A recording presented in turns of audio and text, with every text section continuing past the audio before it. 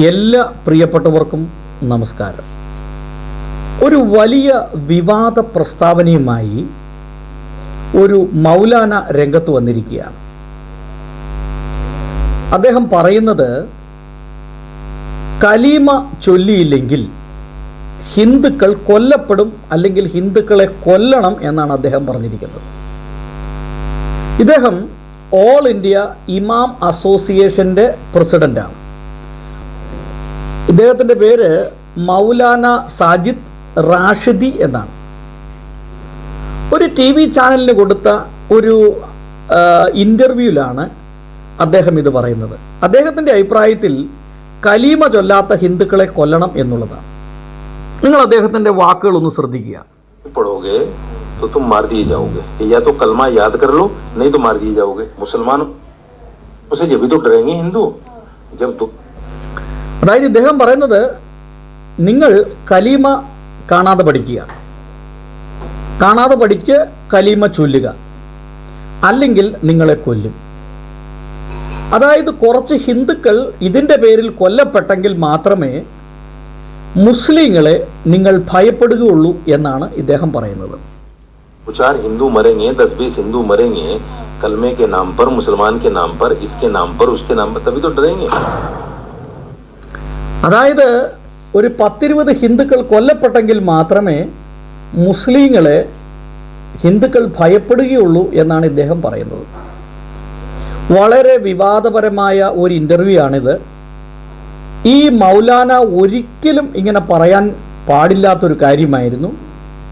ഈ north Indian സംസ്ഥാനങ്ങളിൽ വളരെ സ്വാധീനമുള്ള ഒരു മൗലാനയാണ് ഇദ്ദേഹം. അതുകൊണ്ട് തന്നെ ഇദ്ദേഹത്തിൻ്റെ വാക്കുകൾക്ക് വലിയ പ്രാധാന്യമുണ്ട്. തുടർന്ന് ഈ പത്രപ്രവർത്തക ചോദിക്കുകയാണ്, सैकड़ों वीडियो आपको ऐसे मिल जाएंगे, मुसलमान दाढ़ी टोपी वालों को पकड़कर भारत माता की जय के नारे लगाओ. क्यों इस देश में रह रहे भारत माता की जय के नारे नहीं लगाएंगे? ये कौन सी बात? इस देश में रहना. और അപ്പോൾ ഇദ്ദേഹം പറയുന്ന ഒരു കാര്യം എന്ന് പറഞ്ഞാൽ, 100 കണക്കിന് മുസ്ലിങ്ങളെ കാണാൻ കഴിയും, താടിയും തൊപ്പിയൊക്കെ വെച്ച 100 കണക്കിന് മുസ്ലിങ്ങളെ കാണാൻ കഴിയും. അവരെ കൊണ്ട് നിർബന്ധിച്ച് ഭാരത് മാതാ കി ജയ് എന്ന് വിളിപ്പിക്കുകയാണ്. അപ്പോൾ ഈ മൗലാനയെ പ്രകോപിപ്പിച്ച പ്രധാനപ്പെട്ട സംഗതി, നോർത്ത് ഇന്ത്യൻ സംസ്ഥാനങ്ങളിൽ മുസ്ലിങ്ങളെ നിർബന്ധിതമായി ഭാരത് മാതാ കി ജയ് എന്ന് വിളിപ്പിക്കുകയാണ്. അപ്പം അങ്ങനെ വിളിപ്പിക്കുന്നെങ്കിൽ ഈ കലീമ ചൊല്ലാനും ഹിന്ദുക്കൾ തയ്യാറാകണം. ഹിന്ദുക്കൾ കലീമ ചൊല്ലുകയാണെങ്കിൽ ഞങ്ങൾ ഭാരത് മാതാ കി ജയ് പറയും. ഇതാണ് അദ്ദേഹം പറയുന്നത്. आप भारत माता की कलमा क्यों नहीं पढ़ना आपको? क्यों नहीं पढ़ना? आप कलमा बोलो, मैं भारत माता की जय बोल देता हूँ. അദ്ദേഹം പറയുന്നത്, നിങ്ങൾ കലീമ പഠിക്കുക, അല്ലെങ്കിൽ ചൊല്ലി കേൾപ്പിക്കുക, അപ്പോൾ ഞങ്ങൾ ഭാരത് മാതാ കി ജയ് എന്ന് പറയും. ഇതാണ് അദ്ദേഹം പറയുന്ന ഭാഗം.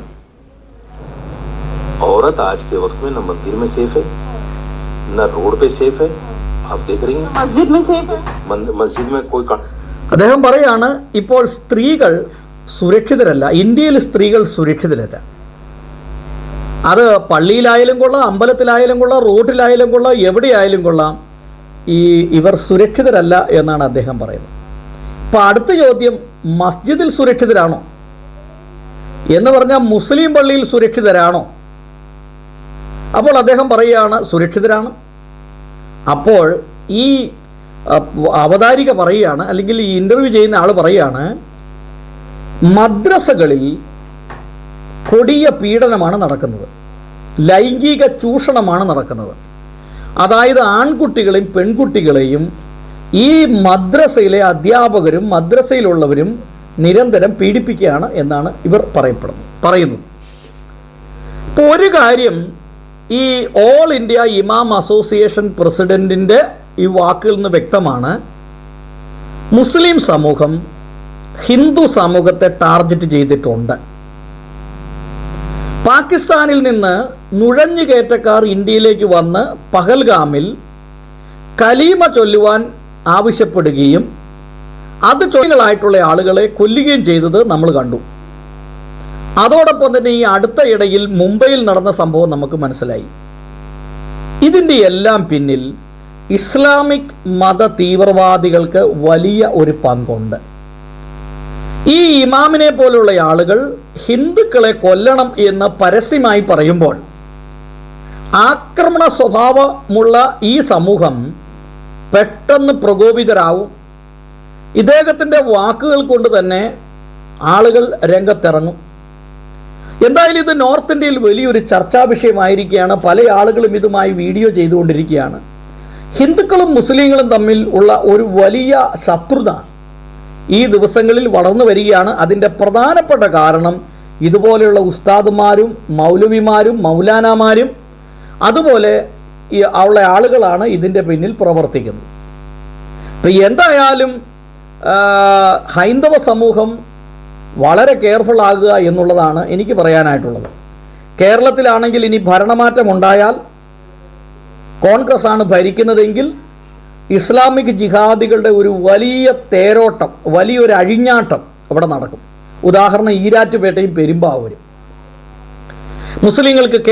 മുസ്ലിങ്ങൾക്ക് എതിരെ കേസെടുക്കാത്തൊരു സംസ്ഥാനമായി, മുസ്ലിം ആ വിഭാഗത്തിൽപ്പെട്ടവർക്ക് ലൈസൻസ് വേണ്ടാത്തൊരു സംസ്ഥാനമായി, ഇങ്ങനെ പല രീതിയിലും ഇത് മാറും എന്നാണ് പല ആളുകളും അഭിപ്രായപ്പെടുന്നത്. എന്തായാലും ഈ ഇസ്ലാമിക് മത തീവ്രവാദികളുടെ ഇങ്ങനെയുള്ള തീവ്രവാദികളുടെ വളർച്ച വളരെ ആശങ്കാജനകമാണ്.